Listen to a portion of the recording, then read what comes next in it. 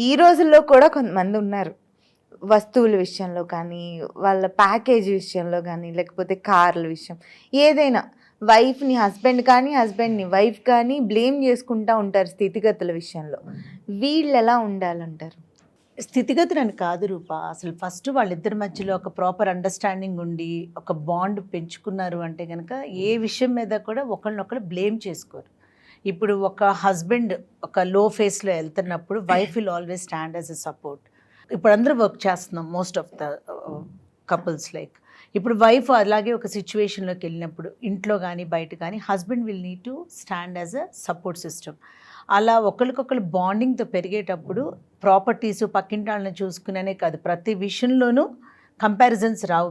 ఒకళ్ళ ఇష్యూలో ఇంకొకళ్ళ ఇష్యూలో ఇంకోళ్ళు ఏ పాయింట్‌లో కూడా బ్లేమ్ చేసుకునే పాయింట్ వచ్చింది అంటే, వాళ్ళు సొసైటీ కోసమో ఒక బర్డెన్ గానో ఆ రిలేషన్‌షిప్‌ని ఫీల్ అయ్యి they are dealing that relationship అని.